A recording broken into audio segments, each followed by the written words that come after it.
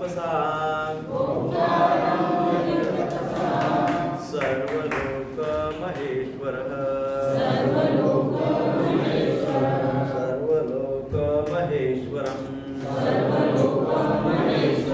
सुहृदं सर्वभूतानां सुहृदं सर्वभूतानां ज्ञात्वा मां शान्तिं पृच्छति ज्ञात्वा मां शान्तिं पृच्छति। तात्पर्य अनुवाद और तात्पर्य श्रील प्रभुपाद जी के द्वारा। श्रील प्रभुपाद की जय।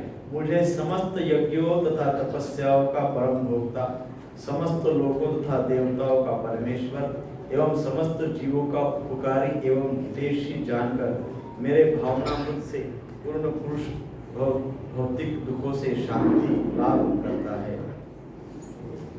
तात्पर्य श्रील प्रभुपाद जी के द्वारा। श्रील प्रभुपाद की जय। माया के वशीभूत सारे बद्ध जीव इस संसार में शांति प्राप्त करने के लिए उत्सुक रहते हैं, किंतु भगवद गीता के इस अंश में वर्णित शांति के सूत्र को वे नहीं जानते। शांति का सबसे बड़ा सूत्र यही है कि भगवान श्री कृष्ण समस्त मानवीय कर्मों के भोक्ता हैं। मनुष्यों को चाहिए कि प्रत्येक वस्तु श्री भगवान की दिव्य सेवा में अर्पित कर दे, क्योंकि वे ही समस्त लोकों तथा उनमें रहने वाले देवताओं के स्वामी हैं। उनसे बड़ा कोई नहीं है। वे बड़े से बड़े देवता शिव तथा ब्रह्म से भी महान हैं। वेदों में श्वेताश्वतर उपनिषद 6.7 श्री भगवान को तमीश्वराणाम परमम महेश्वरम कहा गया है। माया के वशीभूत होकर सारे जीव सर्वत्र अपना प्रभुत्व जताना चाहते हैं, लेकिन वास्तविकता तो यह है कि सर्वत्र श्री भगवान की माया का प्रभुत्व है। श्री भगवान प्रकृति के स्वामी हैं और बद्ध जीव प्रकृति के कठोर अनुशासन के अंतर्गत है। जब तक कोई इन तथ्यों को समझ नहीं लेता, तब तक संसार में व्यष्टि या समष्टि रूप से शांति प्राप्त कर पाना संभव नहीं है। कृष्ण भावनामृत का यही अर्थ है। भगवान श्री कृष्ण परमेश्वर है तथा देवताओं सहित सारे जीव उनके आश्रित है। पूर्ण कृष्ण भावनामृत में रहकर ही पूर्ण शांति प्राप्ति की जा सकती है। यह 5वां अध्याय कृष्ण भावनामृत की, जिसे सामान्यतया कर्मयोग कहते हैं, व्यवहारिक व्याख्या है। यहाँ पर इस प्रश्न का उत्तर दिया गया है कि कर्मयोग से मुक्ति किस तरह प्राप्त होती है। कृष्ण भावनामृत में कार्य करने का अर्थ है परमेश्वर के रूप में श्री भगवान के पूर्ण ज्ञान के साथ कर्म करना। ऐसा कर्म दिव्य ज्ञान से भिन्न नहीं होता। प्रत्यक्ष कृष्ण भावनामृत भक्ति योग है और ज्ञान योग वह पथ है जिससे भक्ति योग प्राप्त किया जाता है। कृष्ण भावनामृत का अर्थ है परमेश्वर के साथ अपने संबंध का पूर्ण ज्ञान प्राप्त करके कर्म करना, और इस चेतना की पूर्णता का अर्थ है श्री कृष्ण या भगवान का पूर्ण ज्ञान। शुद्ध जीव श्री भगवान के अंशरूप में ईश्वर का शाश्वत दास है। वो माया पर प्रभुत्व जताने की इच्छा से ही माया के संपर्क में आता है, और यही उसके कष्टों का मूल कारण है। जब तक वह पदार्थ के संपर्क में रहता है, उसे भौतिक आवश्यकताओं के लिए कर्म करना पड़ता है, किंतु कृष्ण भावनामृत उसे पदार्थ की परिधि में स्थित होते हुए भी आध्यात्मिक जीवन में ले आता है, क्योंकि भौतिक जगत में भक्ति का अभ्यास करने पर जीव का दिव्य स्वरूप पुनः प्रकट होता है। जो मनुष्य जितना ही प्रगत है, वह उतना ही पदार्थ के बंधन से मुक्त रहता है। श्री भगवान किसी का पक्षपात नहीं करते।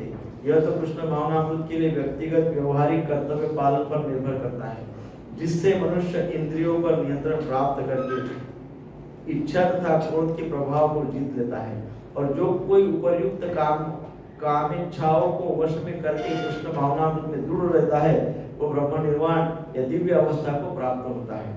कृष्ण भावनामृत में अष्टांग योग पद्धति का स्वयं अभ्यास होता है, क्योंकि इससे अंतिम लक्ष्य की पूर्ति होती है। यम नियम आसन प्राणायाम प्रत्याहार धारणा ध्यान तथा समाधि के अभ्यास द्वारा धीरे धीरे प्रगति हो सकती है, किंतु भक्ति योग में तो ये प्रस्तावना के स्वरूप है, क्योंकि केवल इसी से मनुष्य को पूर्ण शांति प्राप्त हो सकती है। यही जीवन की परम सिद्धि है। ओम अज्ञानतिमिरान्धस्य ज्ञानाञ्जनशलाकया चक्षुरुन्मिलितं येन तस्मै श्रीगुरुवे नमः। श्रीचैतन्यमनोभीष्टं स्थापितं येन भूतले स्वयं रूप कदा मह्यं वन्देऽहं श्रीगुरु श्रीयुतापदकमलं श्रीगुरुं वैष्णवांश्च श्रीरूपं साग्रजातं सहगणा रघुनाथान्वितं तं सजीवं साद्वैतं सावधूतं परिजनसहितं कृष्णचैतन्यदेवं श्रीराधा कृष्णपादान् सहगणा ललिता श्रीविशाखान्वितंश्च हे कृष्ण करुणा सिन्धु दीनबन्धो जगत्पते गोपेश गोपिकाकान्त राधाकान्त नमोस्तुते तप्त काञ्चन गौरांगी श्रीराधे वृन्दावनेश्वरी वृषभानुसुते देवी प्रणमामि हरिप्रिये वाञ्छाकल्पतरुभ्यश्च कृपा सिन्धुभ्येव च पतितानां पावनेभ्यो वैष्णवेभ्यो नमो नमः। जय श्री कृष्ण चैतन्य प्रभु नित्यानंद श्री अद्वैत गदाधर श्रीवासादि गौर भक्तवृंद। हरे कृष्णा कृष्णा कृष्णा हरे हरे, हरे राम राम राम हरे हरे। हरे कृष्णा कृष्णा कृष्णा हरे हरे, हरे राम राम राम हरे हरे।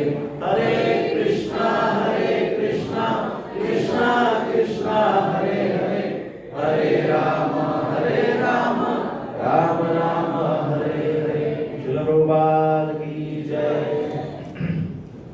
तो ये आज का श्लोक इस अध्याय का अंतिम श्लोक है और ये संपूर्ण अध्याय का कंक्लूजन है और आगे के अध्याय का इंट्रोडक्शन भी है।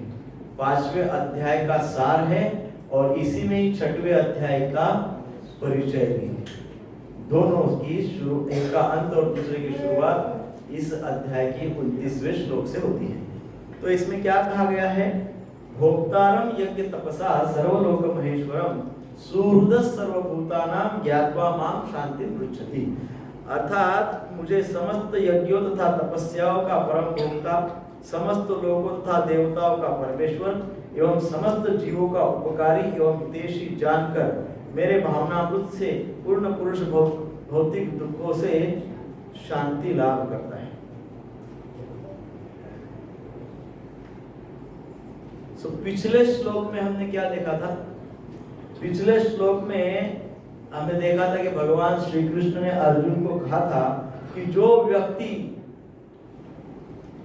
इच्छा अर्थात डिजायर्स, भय तथा क्रोध, इन तीनों से रहित रहता है ना, कामना, भय और क्रोध, है ना, राग भय क्रोध, राग भय और क्रोध से जो व्यक्ति रहित रहता है वो व्यक्ति सदा मुक्त रहता है ना। पिछले श्लोक में हमने देखा उस समय अर्जुन के मन में यह संशय हुआ, ये प्रश्न आया कि यदि व्यक्ति निर्भय हो जाता है तो क्या वो व्यक्ति सदा के लिए निर्भय होता है या थोड़ी देर के लिए निर्भय होता है? हमेशा के लिए निर्भय हो जाता है कि भाई 2-4 दिन के लिए निर्भय हुआ फिर भय शुरू हो गया, ऐसा होता है? ऐसा अर्जुन के मन में प्रश्न आया है। अब यह भी अर्जुन जानना चाहते थे कि ऐसी कौन सी स्थिति है जिसमें स्थित होकर, ऐसे परिस्थिति में स्थित होकर व्यक्ति जो है गिरने के बंधन में फिर से फंसने के भय में नहीं रहता या फॉल डाउन होने के भय में नहीं रहता है।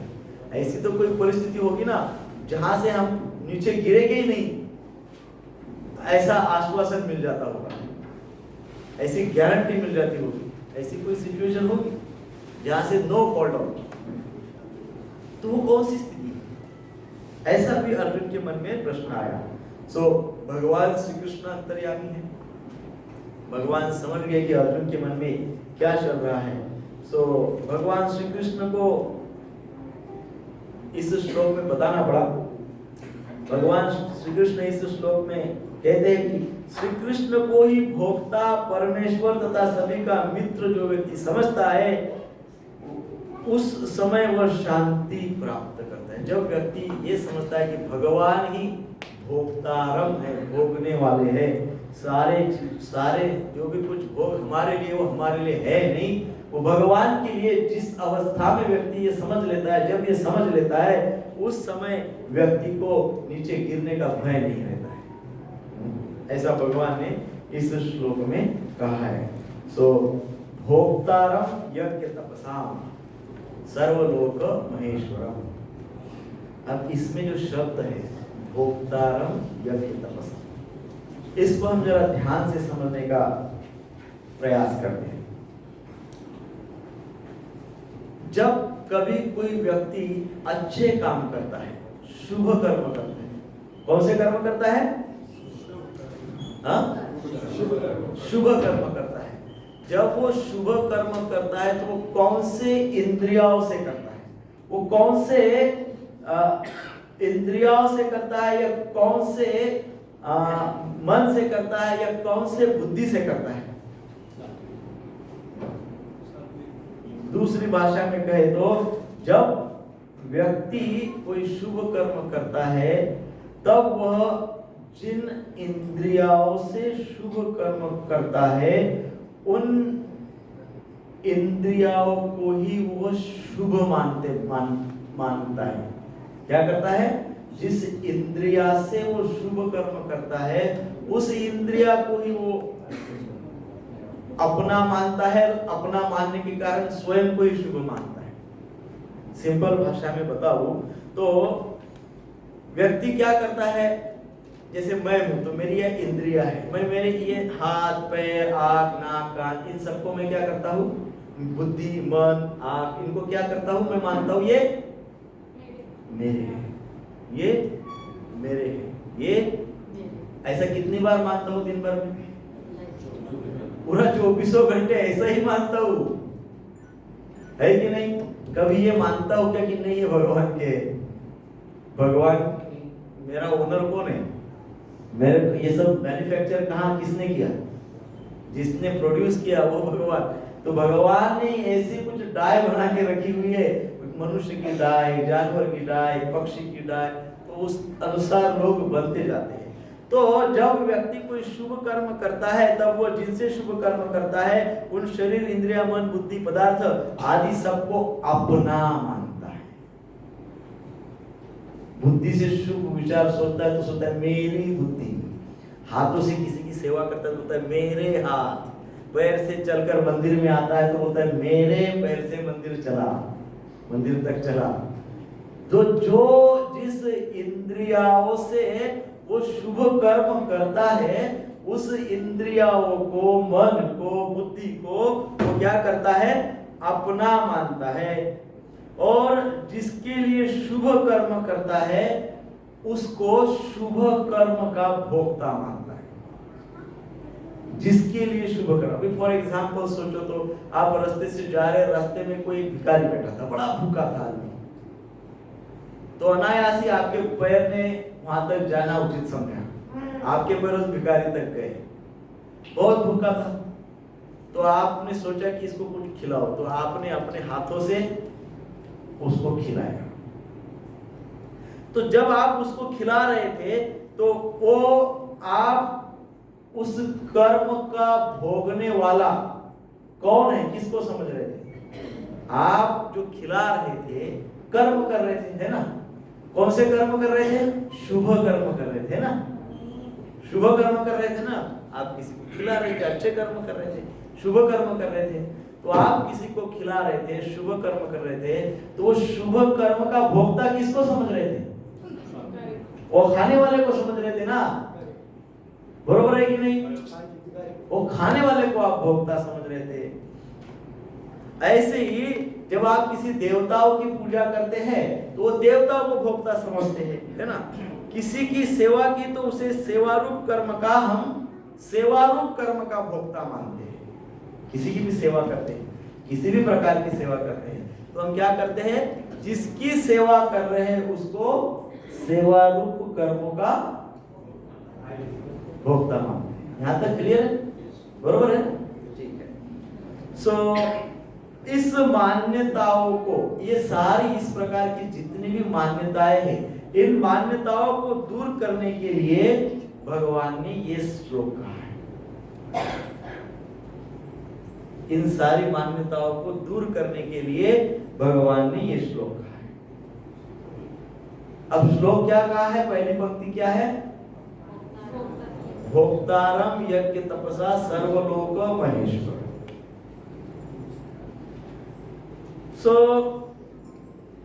इस मान्यताओं को दूर करने के लिए भगवान ने यह श्लोक कहा है। इस श्लोक में कहा है कि वास्तव में संपूर्ण शुभ कर्मों का भोक्ता मैं, भगवान कह रहे हैं।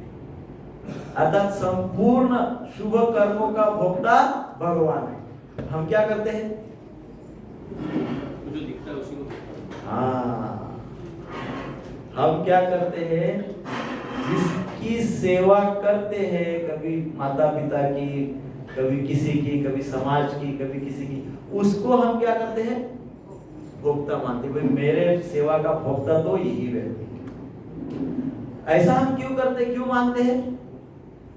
क्योंकि जिन इंद्रियों के द्वारा हम सेवा करते हैं, उन इंद्रियों को हम अपना मानते हैं। क्लियर है क्या? मैं तो कौन हूं? मैं तो आत्मा हूं ना। पर मैं सोचता हूं नहीं, मैं तो हाथ हूं, मैं तो पैर हूं, मैं तो बुद्धि हूं, मैं तो मन हूं, ऐसा मैं सोचता हूं। पर मैं हूं कौन एक्चुअली?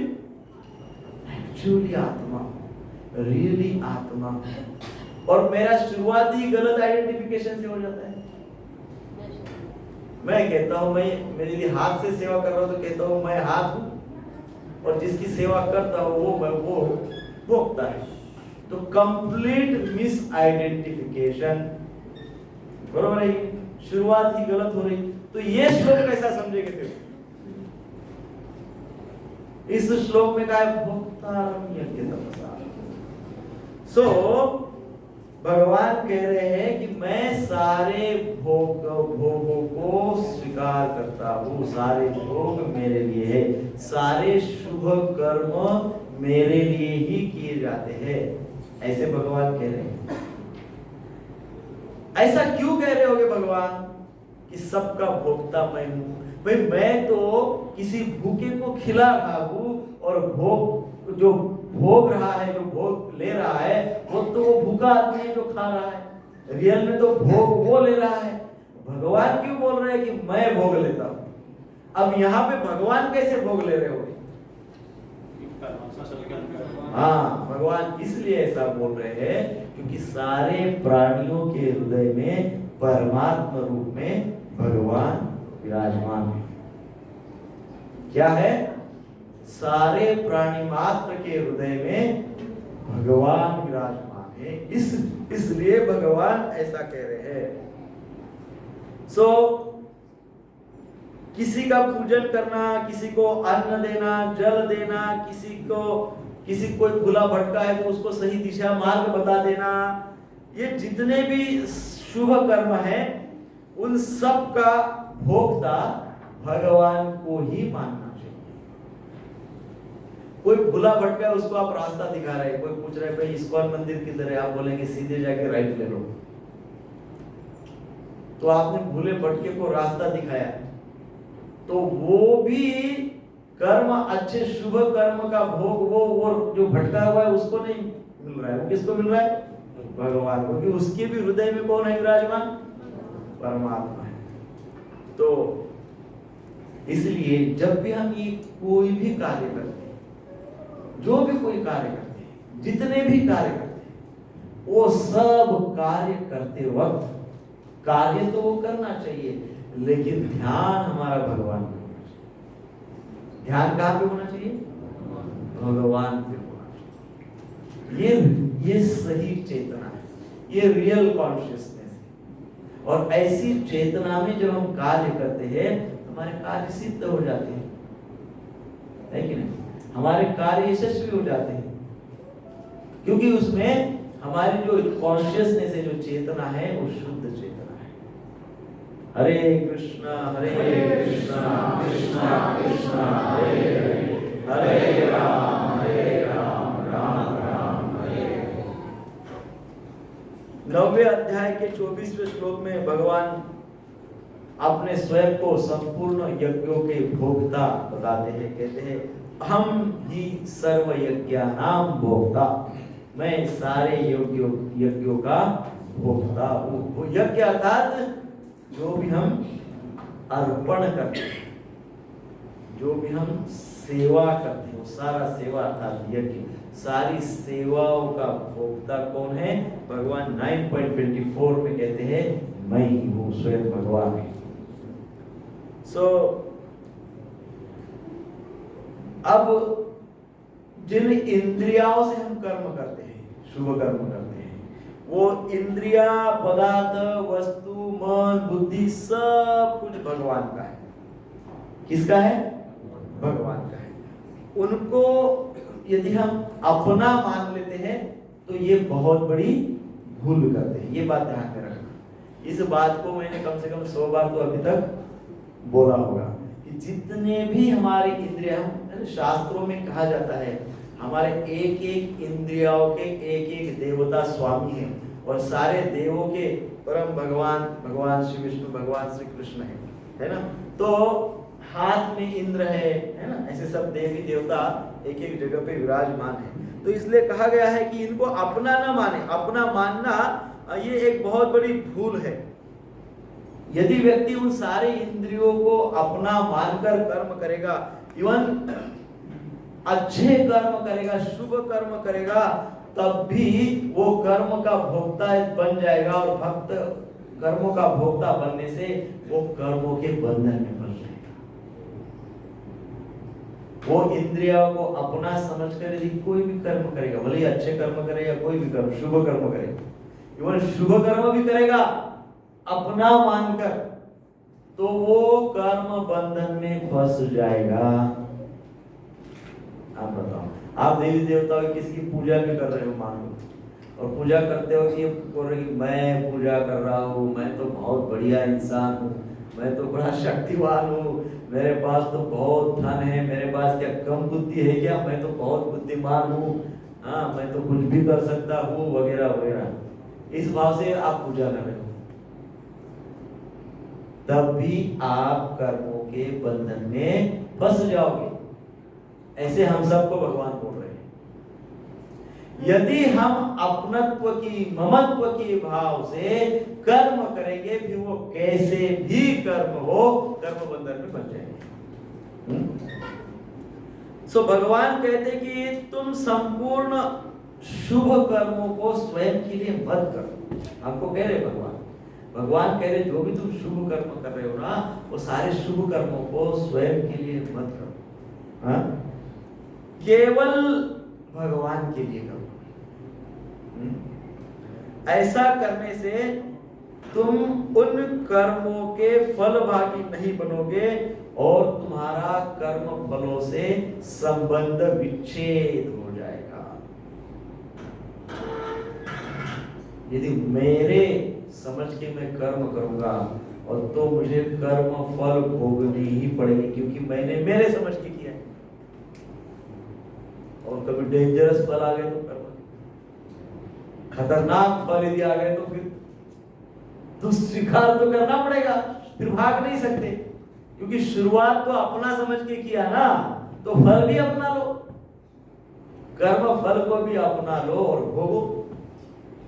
इसलिए भगवान हमको इस श्लोक में वार्निंग दे रहे हैं, भोक्तारम यज्ञ तपसा सर्वलोकम महेश्वर।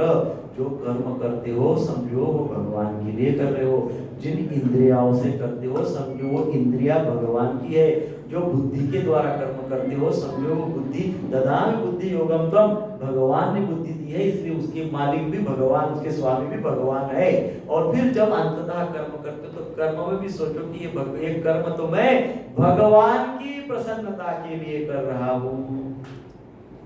क्या कर रहा हूँ? प्रसाद ले रहे, भोजन कर रहे, किस लिए कर रहे? भगवान ने, हाँ, इसके लिए भगवान की प्रसन्नता के लिए कर रहे हैं।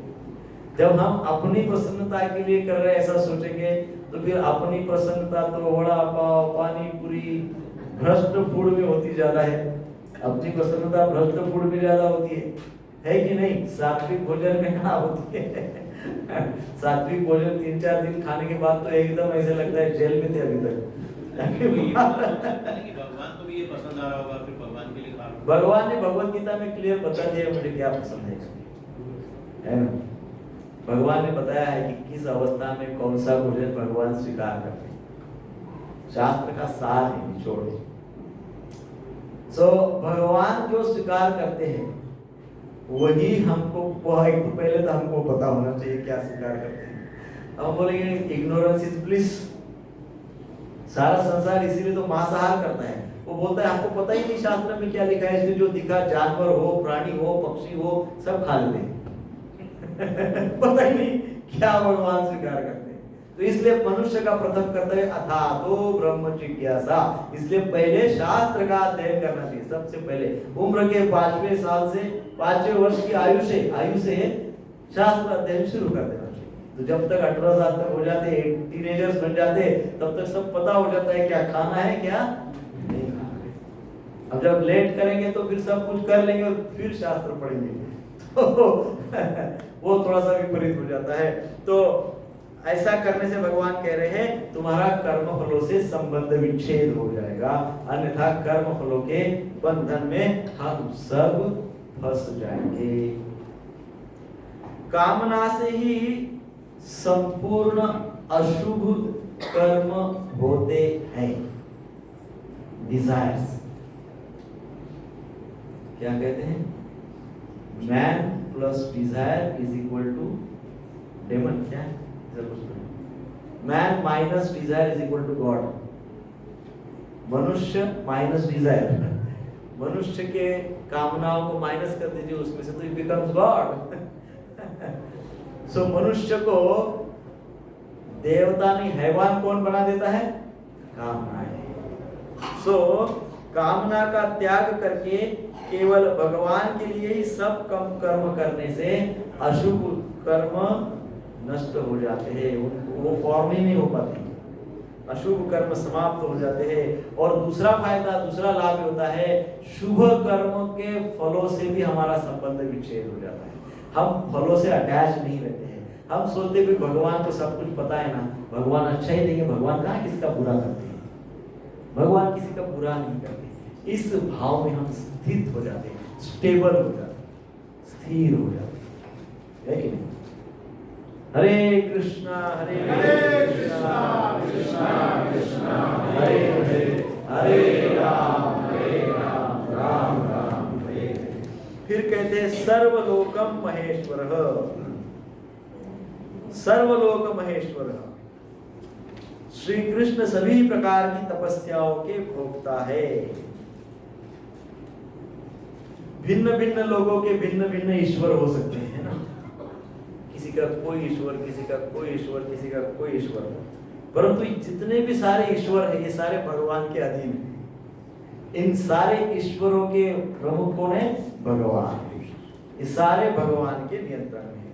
भगवान संपूर्ण लोगों के सारे ईश्वरों के ईश्वर है, इसीलिए इस श्लोक में भगवान ने कहा है सर्वलोक महेश्वर, मैं सारे ईश्वरों का ईश्वर भगवान हूं। तात्पर्य यही है कि संपूर्ण सृष्टि के एकमेव ही स्वामी है, वह भगवान स्वयं। अब आप एक बात समझिए, कोई बहुत अच्छा इंसान है,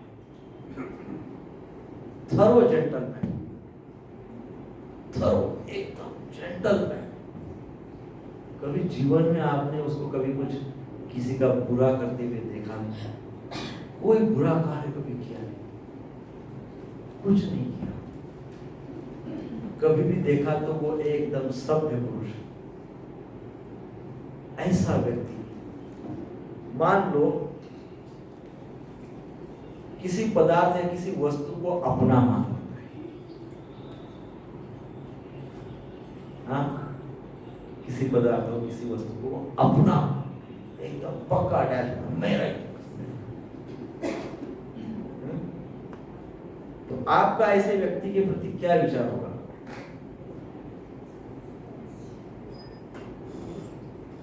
हाँ, क्या विचार होगा इस श्लोक के अनुसार? अकॉर्डिंग टू दिस श्लोक, बहुत अच्छा जेंटलमैन है, पूरी तरह से थरो इंटेलिजेंट। हाँ, ज्ञानी है, आध्यात्मिक ज्ञान नहीं है उसको। आध्यात्मिक नहीं, वो तो है एकदम जेंटलमैन, कभी किसी का बुरा नहीं किया, सभी का अच्छा चाहता है, कभी किसी के प्रति ईर्ष्या नहीं है, द्वेष नहीं है, लोभ नहीं, कुछ नहीं है, परंतु किसी चीज को, किसी वस्तु को ग्रॉस एकदम और पक्के से पकड़ लिया है, अटैच हो गया, आसक्ति आ गई है। हाँ, जैसे उदाहरण कहूँ तो जनरली लोग कहते हैं, आप देखा होगा संसार में, आपने देखा होगा, शरीर, मन, बुद्धि, अपना प्राण, अपना परिवार, अपना मकान आदि सबको अपना मानते हैं, लेकिन सबको अपना मानते हैं और फिर कहते हैं, एक बहुत फेमस वाक्य कहते हैं, वो फेमस वाक्य ये है, वो कहते हैं भगवान ही सारे संसार की मालिक है। क्या कहते हैं? आपने सुना ही है, मेरा शरीर, मेरा मन, मेरी बुद्धि, मेरा परिवार, मेरा मकान, मेरा बंगला, मेरी गाड़ी, मेरा ही सब कुछ है कि नहीं? फिर बोलते हैं सारे संसार का मालिक तो भगवान। और एग्जाम में आता है ना, ट्रू और फॉल्स, टिक करिए। ये ट्रू है कि फॉल्स है? ये सेंटेंस पूरा जो मैं बोला ट्रू है कि फॉल्स है? आधा सच है। अर्ध सत्य है बोल रहे है कि वो नहीं? लेवल पे नहीं पहुंचे वो। हाँ, मानते सब कुछ अपना है, बोलते हैं सब भगवान का है। मानते क्या है? अपना है। बोलते क्या है? ये ऐसे लोगों के लिए स्पेशली भगवान ने ये श्लोक बोला है, special. Clear idea, clear cut बात बताइए। भोक्तारम यज्ञ तपसा सर्वलोकम, क्लियर क्लियर बताए। सो ये एक प्रकार से शास्त्र में कहा गया है कि अपने आप को धोखा देने वाली बात है, हम स्वयं को धोखा दे रहे हैं, है ना? ये भगवान को, अब संसार में आप किसी को भी मूर्ख बना सकते हैं, संतों को, आचार्यों को, महान व्यक्तित्व को आप झूठ बोल सकते हैं, भगवान को झूठ नहीं बोल सकते, क्योंकि वो हृदय में बैठे हुए परमात्मा रूप में, उनके साथ झूठ नहीं बोल सकते हैं। और हमने उनके साथ झूठ नहीं बोलना चाहिए, इसलिए भी भगवान ने ये श्लोक बोला है। झूठ बोल बोल के कितने हम कर्मों में फंसते जाएंगे, तो इसलिए भगवान ने कहा कि चलो एक बार मैं बता देता हूँ, ताकि लोग कर्म बंधन में नहीं फंसेंगे, है ना? तो इसलिए भगवान ने कहा कि भाई अपने आप को धोखा मत दीजिए। सो सारे पदार्थों को, सबको अपना मानने से इस प्रकार से आप स्वयं को ही स्वामी बोल रहे हो, स्वामी तो मैं हूं, ऐसे भगवान बोल रहे हैं। सब कुछ जो भगवान का है, जब हम बोलते हैं और भाव हमारा सब कुछ मेरा है ऐसा रहता है, तो भगवान के हिस्से में तो कुछ बचता ही नहीं ना। क्या बचा है भगवान के लिए? कुछ बचा है? सब तो मेरा हो गया, भगवान का बचा क्या है? कुछ भी नहीं।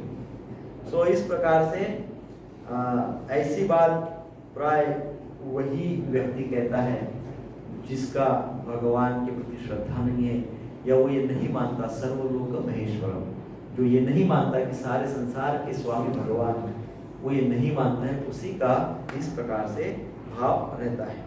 मनुष्य को शरीर आदि पदार्थों का केवल सदुपयोग करने का अधिकार है, अपना मानने का बिल्कुल अधिकार है। ये बात एकदम ध्यान से सुनिए। हम लोग यहाँ पे किराएदार हैं, हम लोग यहाँ पे ओनर नहीं है। सब क्या है, हमको हमारा शरीर, हमारी बुद्धि या संसार में जितने भी पदार्थ हैं, ये सारे पदार्थों का सदुपयोग करने का अधिकार है, यूज करने का अधिकार है, मिसयूज करने का अधिकार नहीं, अब्यूज करने का तो बिल्कुल अधिकार नहीं। अधिकार क्या है? सदुपयोग। संसार में जितने भी पदार्थ दिए हैं, रिसोर्सेस दिए गए हैं, सारे के सारे रिसोर्सेस का हमको केवल क्या करना है? सदुपयोग करना है। क्या करना है? तो सदुपयोग, what is the meaning of सदुपयोग? सदुपयोग करना है मींस व्हाट एग्जैक्टली, क्या करना है? हाँ, शुभ कर्म करना है, और किसी की सेवा में लगाना, किसी की सेवा में लगाना है, और That will help us to take हाँ? to the God. भगवान की तरफ लेके जाए ऐसा। भगवान की दिशा में हम अपग्रेड हो जाए, उसके लिए उसका यूज करना है।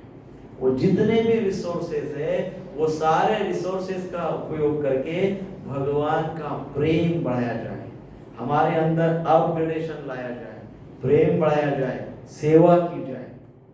इसको कहते हैं सदुपयोग। इसको क्या कहते हैं?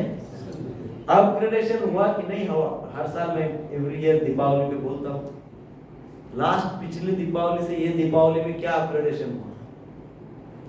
अपने आप में क्या अपग्रेड किया? 10-12 मोबाइल अपग्रेड किए होंगे साल डेढ़ साल में, लेकिन अपने मेंटालिटी को अपग्रेड किया क्या?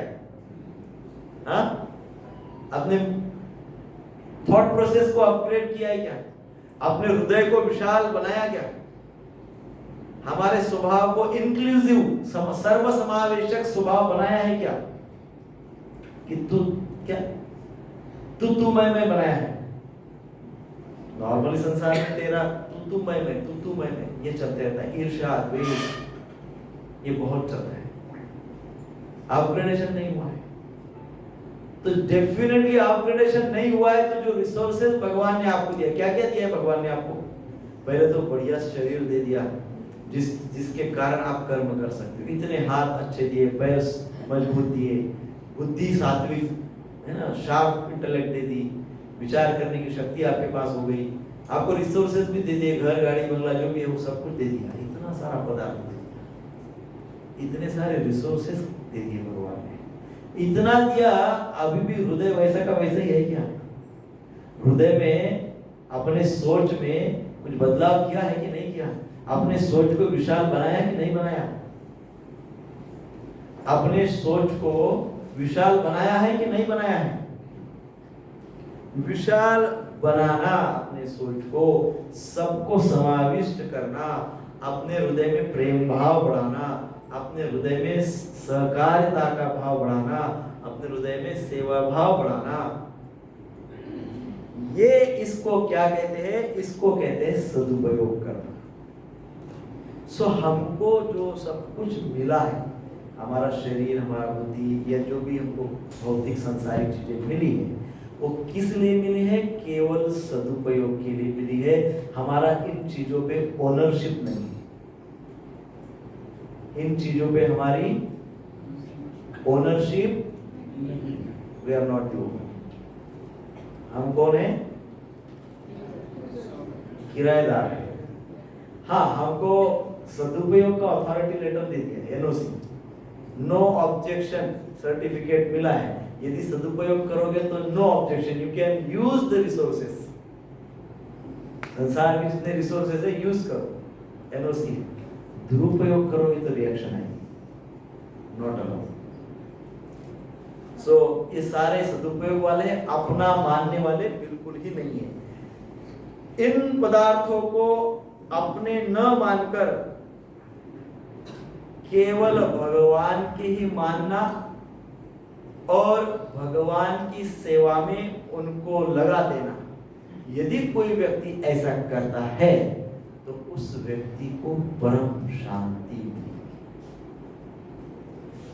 भगवान की सेवा में लगाना, अर्थात प्रयास करना कि सारे संसार को कैसे भगवान का उपदेश में पहुंचा सकता हूं, सारे संसार तक भगवान की जो वाणी है वो कैसे पहुंचा सकता है, हाँ, उसको कहते हैं सदुपयोग। तो अब हम पिछले 1 महीने से प्रति शनिवार ये बात बोल रहे हैं, तो अब ये सदुपयोग का बहुत सही समय आया है, हाँ, है कि नहीं? हम सबका भाग्य है कि हमारे पास एकदम अवेलेबल है अपॉर्चुनिटी एकदम, और हमारी टीम जो है वो पूरा सदुपयोग कर रही है। हमारी जो यहाँ पे सेवा करने वाली टीम है ना, ये एकदम फुल सदुपयोग कर रही है। उन्होंने अभी, आप जैसे जाओगे इसके गेट के बाहर, आपको बिना भगवत गीता के जाने ही नहीं देंगे। उधर देखो भगवत गीता रखी है सब, इसको कहते हैं सदुपयोग, है ना? तो जो वॉलंटियर्स है, जो डिवोटीज है, वो तो सदुपयोग करना जानते हैं। अब जो श्रोतागण यहाँ बैठे वो सदुपयोग करना जानते हैं क्या, है ना? तो सबको सदुपयोग करना है। आपको जो शरीर मिला है, बुद्धि मिली है, मन मिला है और धन मिला है, ऐश्वर्य मिला है, तो उसके सदुपयोग के अवसर भी भगवान ने हमको प्रदान किए। ये जो संपूर्ण मार्गशीर्ष मास है, मार्गशीर्ष मास में गीता जयंती हुई है ना?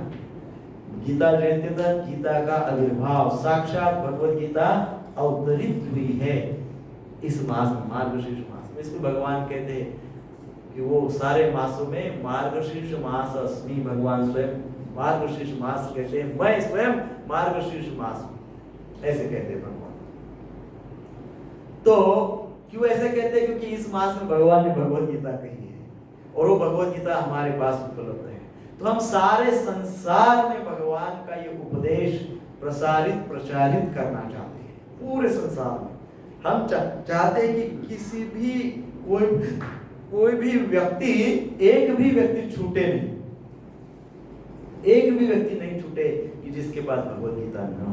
प्रत्येक के पास हम भगवत गीता पहुंचाना चाहते हैं, प्रत्येक व्यक्ति के पास पहुंचाना चाहते हैं। मुझे पता है आप सभी के पास भगवत गीता है, तो वहां पे वो आपके लिए लगाई नहीं हो भगवत गीता, वो तो इसलिए वहां पे भगवत गीता रखी कि आप सब वो भगवत गीता ले लीजिए और कम से कम 1 2 3 4 5 10 लोगों को वो भगवत गीता दीजिए, कम से कम इतना तो आप कर सकते हैं।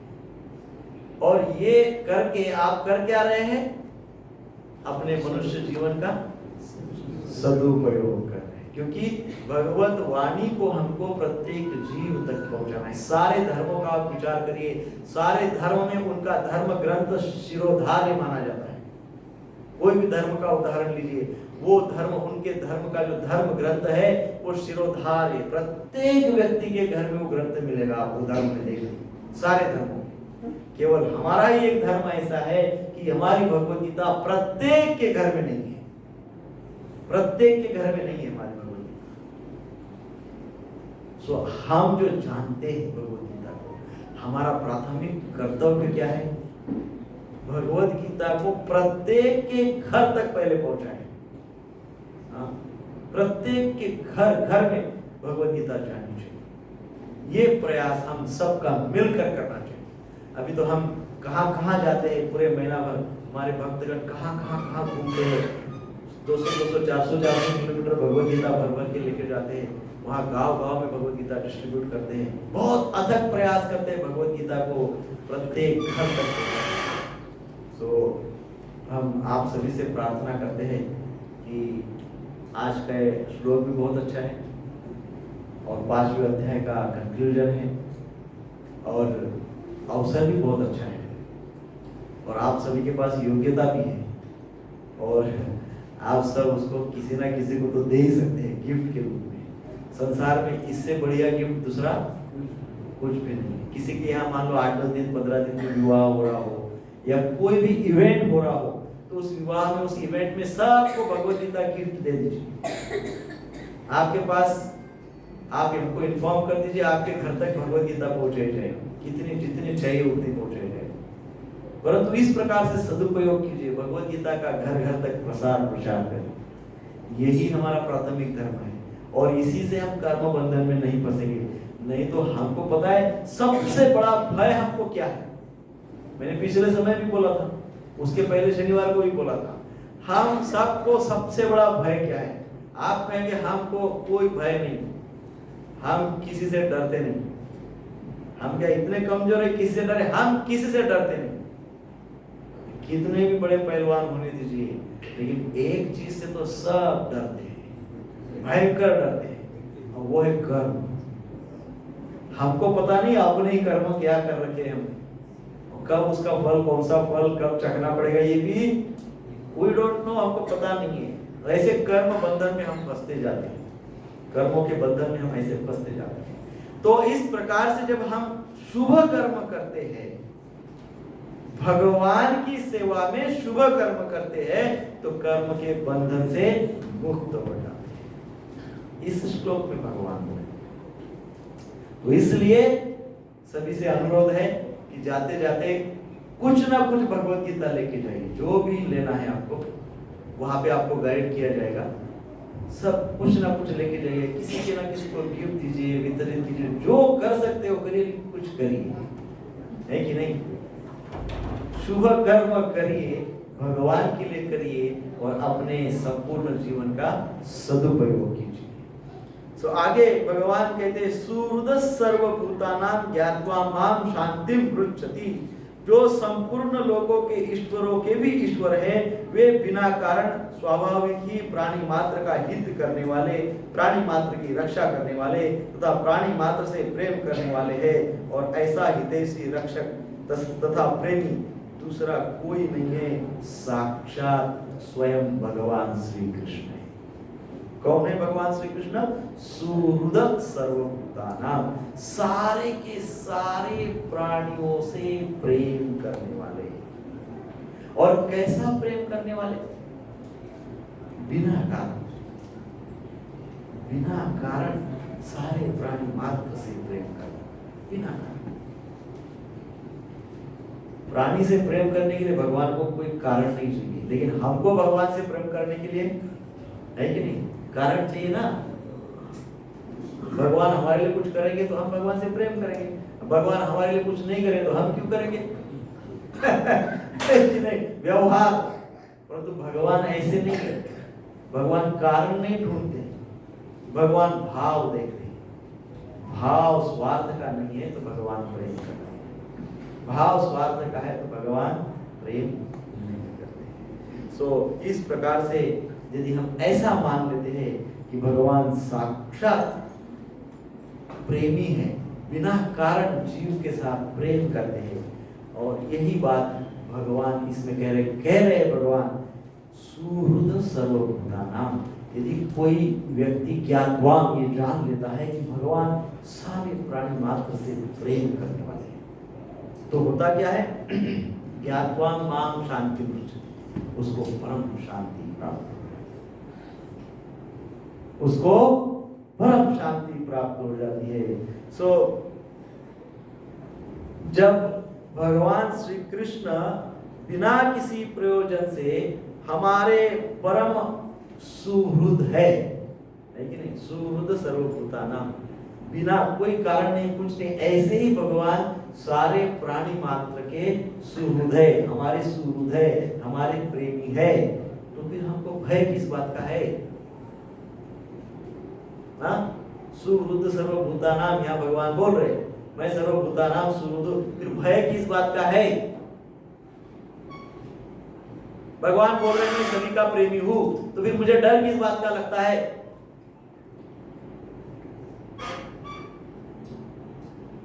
क्यों लगता है? क्योंकि एक तरफा प्रेम है, वन साइड लव। भगवान मुझसे प्रेम करते हैं, लेकिन मैं केवल भगवान से प्रेम नहीं करता हूं। मैं भगवान से प्रेम नहीं करता हूं, इसलिए तो ये सारी समस्या है, भय, चिंता, उद्वेग, आवेग, anxiety, frustrations, tensions, pressures, everything. Why? Because one side love, एक तरफा प्रेम। सो ऐसा नहीं होना चाहिए, एक तरफा प्रेम न करें। दो तरफा। भगवान तो देखिए, भगवान ऐसे खड़े हैं बेचारे, आप जाओ बढ़िया तो मन से भगवान को आलिंगन करो, भगवान के इंस्ट्रक्शन को फॉलो करो। भगवान के इंस्ट्रक्शंस को फॉलो करने में प्रामाणिकता दिखाई। भगवान को परफेक्शन नहीं चाहिए, क्या चाहिए भगवान को? प्रामाणिकता चाहिए, no perfection, not perfection. Honesty चाहिए, परफेक्शन नहीं चाहिए। ऑनेस्टली भगवान की प्रार्थना करो तो भगवान के प्रेम में पड़ जाओ। भगवान तो हमारे प्रेम में है ही है कि नहीं? सो जीव का भला करने वाले भगवान हैं, और दूसरा जीव का भला सोचने वाले भक्त हैं। भक्त जो होते हैं सारे जीवों का भला सोचते हैं, और भगवान सारे जीवों का भला करते हैं, है कि नहीं? तो भगवान को ये प्रेम करने के चक्कर में रिटर्न में कुछ भी नहीं चाहिए। नहीं तो आप सोचेंगे भगवान प्रेम हमसे कर रहे हैं, वन साइड लव है, पता नहीं बाद में कुछ मांग तो नहीं लेंगे। तो मैंने तुमसे बहुत प्रेम किया कि आपकी प्रॉपर्टी मेरे को दे दो। स्वाहा इदम कृष्णाय इदम नमः। स्वाहा, कृष्ण को दे दिया अर्पण। स्वाहा, भगवान इतना प्रेम किए भगवान हमसे, अब हम भगवान मांग रहे भाई दे दो, जितना आपने जीवन भर कमाया सब मेरे नाम से कर दो। ऐसा भय मत रखिए, ऐसा भगवान नहीं कहते। भगवान क्या कहते हैं? भगवद गीता के 3.22 में कहते हैं, नानवाप्तम अवाप्तव्यम, अर्थात मुझे, भगवान कहते हैं कि वे स्वाभाविक ही सबके सुहृद है। भक्त भी अपने लिए किसी से कुछ भी नहीं चाहता है और सबका हित चाहता है तथा हित करता है, इसलिए वह सबका सुहृद होता है। अर्थात भगवान कभी भी किसी से भी कुछ भी नहीं चाहते हैं, और भगवान का भक्त भी कुछ नहीं चाहता है, इसलिए भगवान भी सबसे सुहृद। भगवान सबसे जैसे सुहृद है, वैसे ही भक्त भी सबसे स्नेह का संबंध रखते हैं, प्रेम का संबंध रखते हैं, स्नेह का संबंध रखते हैं। सो सुहृद सर्वदेहिनाम, भागवतम में भी 3:25-21 में लिखा है, भक्तों में जो सुहृदता दिखाता है, सुहृदता आती है, वही मूलतः भगवान से आती है। भक्तों के अंदर जो प्रेम का भाव आता है, सुहृदता का भाव आता है, उसका मूल कारण क्या है? मूल कारण यह कि वो भाव भगवान में है। भगवान में सुहृदता है, इसलिए भक्त में सुहृदता है, और वो सुहृदता सारे जीवों में है, परंतु बाकी के जीवों ने उस सुहृदता के ऊपर ब्लैंकेट डाल दिया, उसको ढक दिया है, और भक्तों ने वो ब्लैंकेट को हटा दिया है, इसलिए वो सुहृद है। सो भगवान सारे यज्ञों के भोक्ता है, संपूर्ण यज्ञ और तपों के भोक्ता है, संपूर्ण लोगों के महान ईश्वर है तथा परम सुहृद है। भगवान से बढ़िया कोई है नहीं, भगवान से बेस्ट कोई है नहीं। इन तीनों में से जो अभी हमने चर्चा की इस श्लोक में, इन तीनों में से कोई एक बात भी बहुत अच्छे से मान लेगा ना, कोई एक भी बात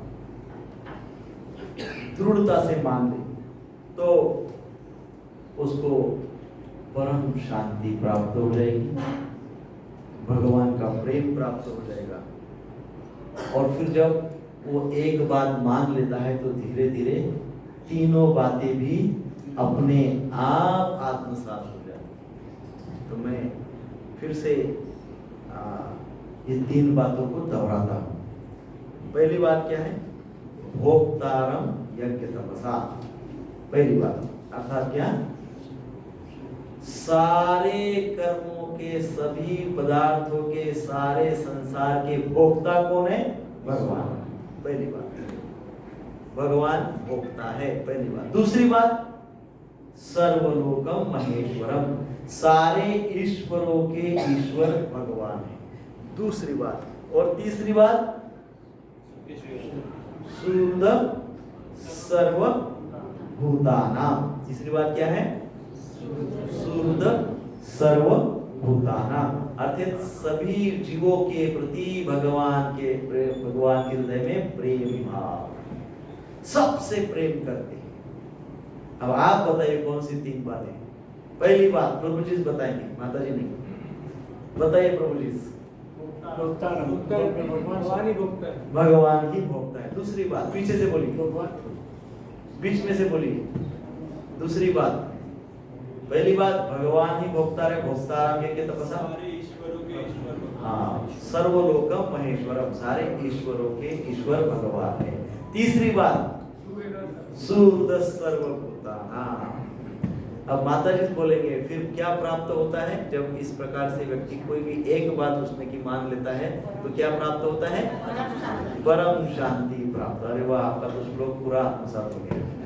हरे कृष्णा कृष्णा कृष्णा हरे हरे, हरे राम राम राम हरे हरे।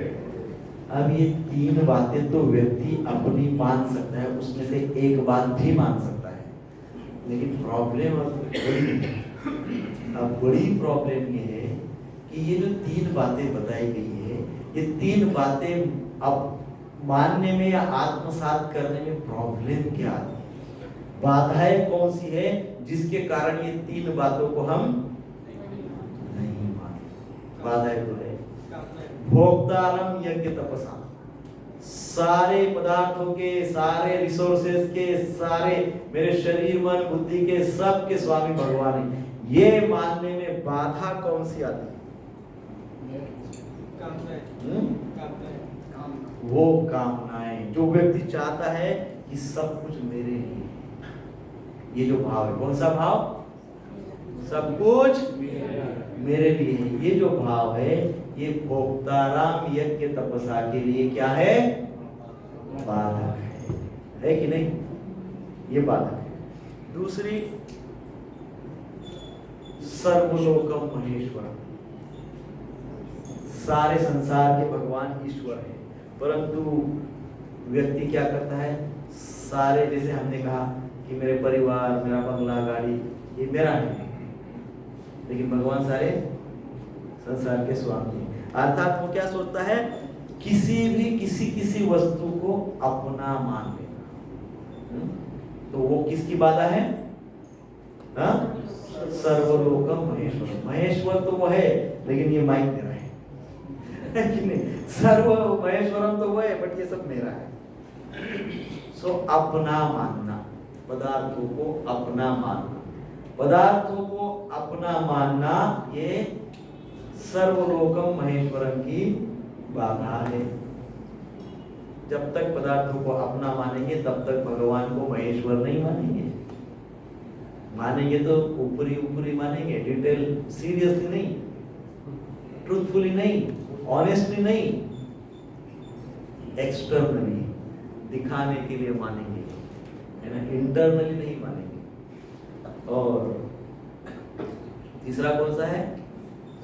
सुहृद सर्वभूतानां, अर्थात इसमें हम भगवान को अपना नहीं मानते। कई बार से भगवान मेरे लिए है, भगवान तो मेरा ऐसा ही कर रहे हैं, भगवान तो मेरा वैसा ही कर रहे हैं, भगवान तो सुहृद सर्वभूतानां। परंतु जब मैं भगवान को अपना मानता ही नहीं हूँ, तो सुहृद सर्वभूतानां मानने में मुझे बाधा उत्पन्न होती है। बरोबर ना? तो ये बाधाओं को भी ध्यान में रखिए, ये बाधाओं को दूर करिए, है कि नहीं? हरे कृष्णा कृष्णा कृष्णा हरे हरे, हरे राम राम राम हरे हरे। सो अपने लिए सुख की इच्छा त्याग तभी होती है जब मनुष्य किसी भी प्राणी या पदार्थ को अपना न मानकर भगवान का मानता है। ये बात एकदम ध्यान से समझिए।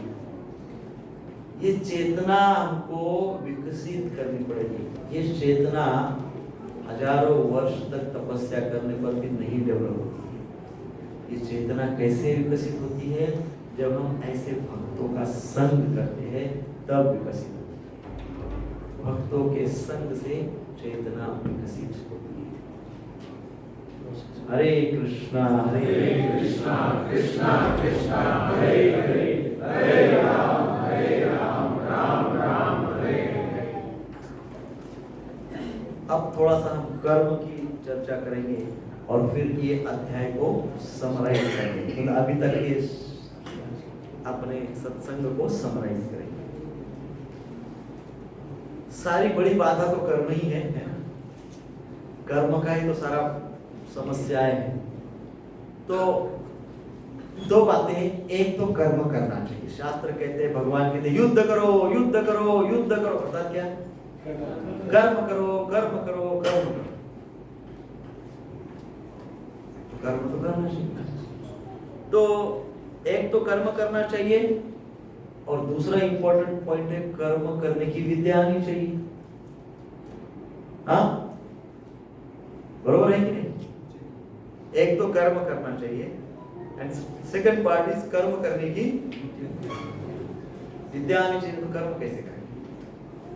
जब मनुष्य कर्म तो करता है परंतु कर्म करने की विद्या नहीं जानता। कर्म तो करता है परंतु कर्म करने की विद्या नहीं जानता। अर्थात या समटाइम क्या होता है, कर्म करने की विद्या तो जानता है परंतु कर्म नहीं करता। आलसी है। विद्या जानता है परंतु एक्शन नहीं लेता, कर्म नहीं करता है।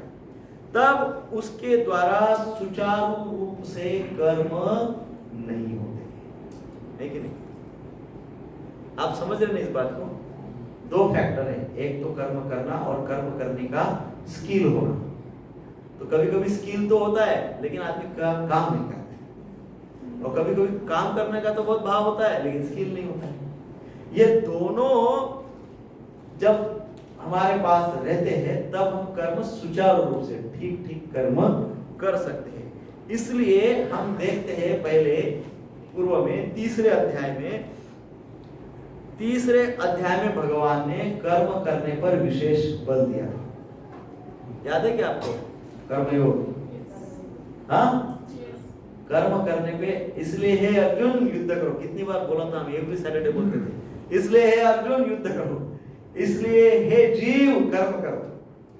हाँ, कर्म करो कर्म करो। भगवान ने कर्म नहीं निठल्ला बनने के लिए कहीं नहीं कहा है। भगवान कभी नहीं कह रहे कि निठल्ले बनो, नहीं, भगवान बोल रहे हैं कर्म करो। कैसे कर्म करो? स्किलफुल कर्म करो।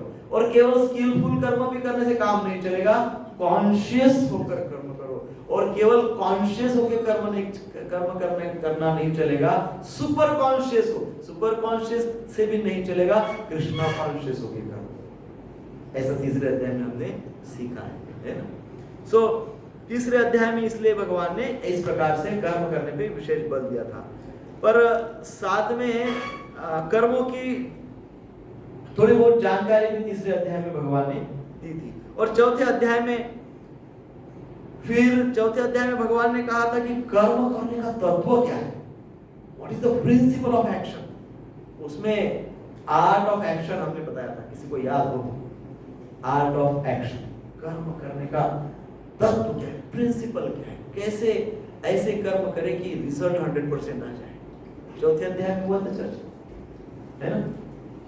कर्म करने के एसेंस क्या है? तो विद राइट कॉन्शियसनेस, योग्य चेतना के साथ कर्म करना ही आर्ट ऑफ एक्शन है।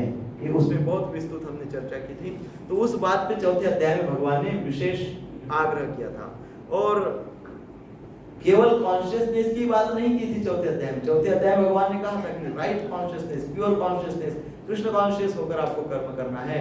लेकिन साथ में कर्म जरूर करना है, केवल कॉन्शियस नहीं होना है। कई लोग मिस इंटरप्रेट करते हैं। मुझे बस अब अर्जुन ने किया था ना, अब मैं बस हो गया, सब तो मुझे पता हो गया, अपने जंगल में जाके भिक्षा मांगता हूँ। नहीं, कर्म करना है। कॉन्शियसनेस, राइट योग्य चेतना हमको प्राप्त होगी, राइट कॉन्शियसनेस प्राप्त होगी। अब एक्शन लो, कर्म करो, है ना? सो कर्म करने की बात राइट कॉन्शियसनेस के साथ कर्म करने की बात चौथे अध्याय में कही थी। अब पांचवें अध्याय में कर्मयोग और सांख्य योग हमने देखा। कर्मयोग का भी चर्चा किया, सांख्य योग का भी चर्चा किया, और फिर दोनों का वर्णन किया, दोनों से कैसा कल्याण होता है इसकी भी हमने चर्चा शुरुआत में की। और भगवान ने बताया कि सांख्य योग से थोड़ा बहुत कर्म योग कैसे थोड़ा श्रेष्ठ है, इसकी चर्चा हुई है ना, हुई ना, वो चर्चा हुई। और इस अध्याय में भगवान ने क्रम पूर्वक बात बताई, कर्मयोग, सांख्य योग, इनकी चर्चा की। और फिर एकदम संक्षेप में, एकदम लास्ट के 4-5 श्लोक में भगवान ने ध्यान योग बताया, है ना। सांख्य योग, कर्म योग को कंक्लूड करते करते भगवान ने ध्यान योग की शुरुआत इस अध्याय के अंतिम पड़ाव में कर दी है। और ध्यान योग को एक्सप्लेन करने के लिए, ध्यान योग को एक्सप्लेन करने के लिए पिछले शनिवार कोई ध्यान योग हुआ, कब हुआ? पिछले ही शनिवार को ध्यान योग हुआ, इंट्रोडक्शन, अर्थात 27 और 28 नंबर के श्लोक में, और उसके पूर्व में भी 1-2 श्लोक में ध्यान की चर्चा हुई कि नहीं हुई? अब वो ध्यान योग को यदि सही तरीके से आगे 6वें अध्याय को समझना है, 6th चैप्टर को अच्छे से समझना है ध्यान योग को, तो 5वें अध्याय का अंतिम श्लोक का इसेंस समझना होगा। 5वें अध्याय के अंतिम श्लोक में भगवान ने भक्ति योग का वर्णन किया। क्या किया है? ये भक्ति योग है ना, भक्ति योगी है कि नहीं है? ये जो श्लोक बताया गया है ये क्या है? ये भक्ति योग है। भगवान कह रहे कि सब कुछ मैं ही हूँ, भोक्ता राम ये के तपसाम सर्वलोकम महेश्वरम। ये बात जो जान गया है, जो राइट कॉन्शियसनेस में मेरे से कनेक्ट हो जाता है, उसके संबंध विच्छेद हो जाते हैं, उसको परम शक्ति प्राप्त हो जाती है। इट्स काइंड ऑफ भक्ति योग। तो ध्यान योग को और अच्छी तरह से आगे का 6वां अध्याय इस अच्छे से समझना है तो भक्ति में सेवा, अर्थात सबसे पहले हमको क्या समझना है? भगवान सर्वलोक महेश्वर, सब कुछ जो है भगवान से प्राप्त होता है, सब कुछ जो है भगवान से कनेक्टेड है। हम उस जो भी पदार्थ हमको मिले हैं वो पदार्थों का हम बेस्ट यूज कर सकते हैं, उसके ऊपर बहुत रिसर्च कर सकते हैं, हम बड़ी बड़ी साइंटिफिक रिसर्च कर सकते हैं, हम चंद्रयान छोड़ सकते हैं, कोई प्रॉब्लम नहीं। लेकिन क्या मानना है हमको? हमारा भाव क्या है कि चंद्र जो है वो हमने नहीं बनाया है, चंद्र जो है किसी भी लेबोरेटरी में नहीं बनाया है। चंद्र पे छोड़ने का जो यान है वो इधर बनाया वहां जाने का, लेकिन चंद्र किसने बनाया? मूल क्या है? रूट। हमको रूट से डिस्कनेक्ट नहीं होना है। रिसर्च करो, यूज करो, है ना, बेस्ट यूज करो, सदुपयोग सारे चीजों का, सारे रिसोर्सेज का करो, no problem, but with right consciousness. सर्वलोकम महेश्वर।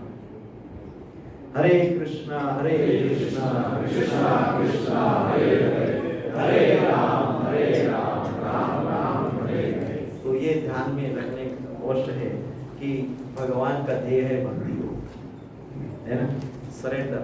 भगवान से कनेक्ट रह के सब कुछ किया जा सकता है और तभी उसका बेस्ट यूज भी हो सकता है। नहीं तो कोई भी मोमेंट पे हमारा भाव, जैसे पूर्व के समय में आप देखिए, पूर्व के समय बड़े बड़े राक्षस हुआ करते थे, बहुत तपस्या करते, बहुत तपस्या करते, बहुत तपस्या करते, और तपस्या करके बहुत बलवान, शक्तिवान, बुद्धिवान सब कुछ हो जाते थे, धनवान सब कुछ हो जाते थे, और फिर बोलते थे वो पूरे स्वर्ग पे और सारे देवी देवता पे सबके आक्रमण करते और बोलते अब मैं सारे यूनिवर्स का किंग हो गया। जब वो इस भाव में आ जाते थे तब उनका सर्वनाश हो जाता था। बरोबर है कि नहीं? सारे शास्त्र में ऐसा वर्णन। तो हमको भी आजकल जो हम साइंटिफिक रिसर्च करते हैं, बहुत बड़ा करते, करिए ठीक है, लेकिन हमको ये कभी नहीं बोलना है कि हम सारे ब्रह्मांड के स्वामी। सारे ब्रह्मांड के स्वामी कोई और है। हम तो सेकेंडरी रिसर्च कर रहे हैं, प्राथमिक रिसर्च थोड़ी है। हमको तो बना बनाया पृथ्वी दे दिया, बना बनाया चंद्र दे दिया, बना बनाया मटेरियल दे दिया, बना बनाया ब्रेन दे दिया। अब इसको हम बेस्ट यूज करके हम एक अच्छी सिचुएशन क्रिएट करते हैं बस। तो इसमें हमको भगवान से कृतज्ञता रखनी चाहिए। भोक्तारम यज्ञ तपसाम सर्वलोकम महेश्वरम, है कि नहीं? इस बात को ध्यान रखें, है ना। सो ये सब बातों को जो जान गया अच्छे से, ज्ञात्वा माम शांति उच्चति, उसको परम शांति प्राप्त हो जाए। हरे कृष्णा कृष्णा कृष्णा हरे हरे, हरे राम राम राम हरे हरे। एकदम सरल सोपा मार्ग प्रभुपाद जी ने बताया। परम शांति को प्राप्त करना है तो 1 महीना भर भगवद गीता कृष्ण श्रील प्रभुपाद की जय। भगवद गीता वहाँ पे आपके लिए रखी हुई है, और बहुत ज्यादा किसी को चाहिए आपका नंबर ग्रुप में डालिए। वहाँ पे गौर जगन्नाथ प्रभु जी है, संजय अच्युत प्रभु है, गौर प्रभु है, रवितेज गौर प्रभु है, हमारी पूरी टीम वहाँ पे है। आप बस आपकी इच्छा प्रकट कीजिए तो जादू जैसी इच्छा पूर्ण हो जाएगी आपकी। हरे कृष्णा कृष्णा कृष्णा हरे हरे, हरे राम राम राम हरे। श्रील प्रभुपाद की जय। कुछ अनाउंसमेंट है?